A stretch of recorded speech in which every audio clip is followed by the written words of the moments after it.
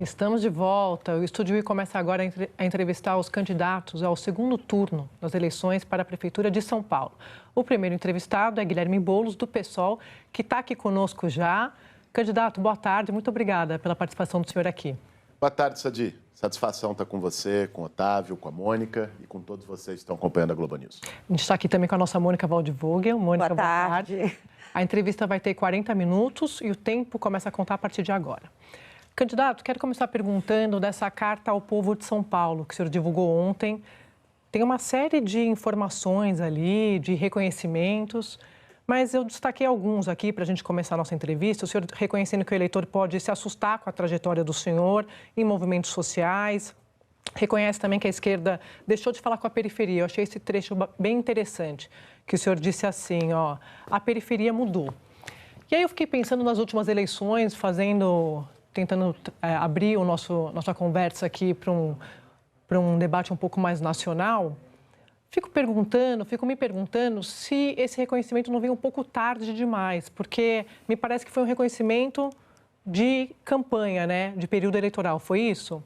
Sadi, primeiro sobre a carta, é importante dizer o seguinte, o que eu estou percebendo, sobretudo ao longo dessa reta final da campanha? Vocês viram que o primeiro turno foi um negócio muito violento, muito duro, uma campanha cheia de mentiras. Eu fui vítima de um laudo falso de uso de drogas a 48 horas da eleição no primeiro turno. O que eu percebi nesse segundo turno?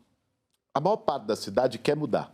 A maior parte da cidade não se sente satisfeita com o Ricardo Nunes como prefeito, não acha que é um bom prefeito, não acha que é alguém que tem força e tamanho para ser prefeito de São Paulo. Mas, ao mesmo tempo, as pessoas têm um receio. Isso eu vi, conversando com as pessoas na rua. O receio, às vezes, de, será que o Boulos dá conta? Ou por ter uma leitura da minha trajetória, muitas vezes contaminadas pelas mentiras que, mais uma vez, foram repetidas nessa eleição. O que eu quis dizer com essa carta? Dar segurança para esse eleitor que quer mudança na cidade de São Paulo, que ele pode apostar na mudança com tranquilidade. Por quê? Primeiro porque eu me preparei para governar São Paulo. Eu juntei um time de especialistas, de gestores, que passaram, inclusive, por governos de diferentes partidos. Eu trouxe a Marta Suplicy, com reconhecida experiência administrativa, para ser minha vice.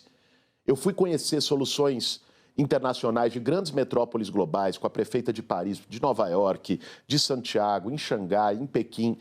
Ver o que tem hoje de mais importante em inovação urbana, em sustentabilidade. Então, eu me preparei para governar São Paulo e assumi um compromisso também nessa carta de dialogar com todos, porque outro receio que às vezes as pessoas têm é de falar, Boulos é um cara de esquerda, ele vai ter ranço ideológico, Não.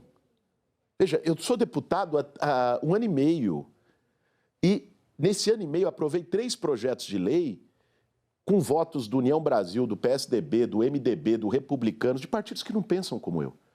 E como prefeito de São Paulo, eu tenho a consciência que o papel que eu vou ter ao sentar naquela cadeira é o papel de representar a cidade, não só meu partido e não só minhas convicções ideológicas.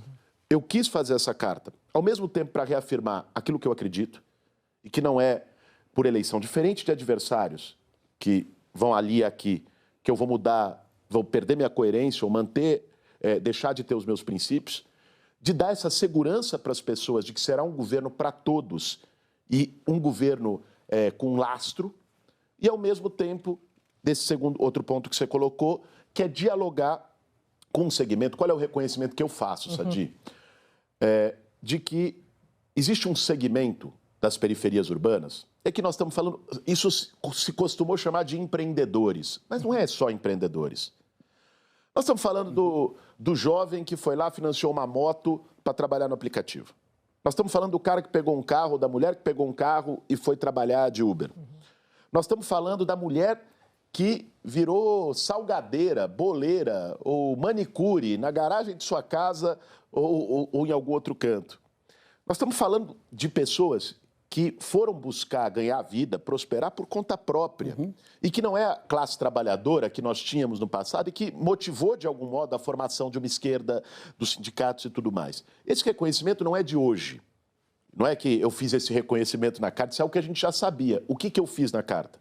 Não ter falado com elas reconhecendo isso e dizendo que no nosso governo vai falar.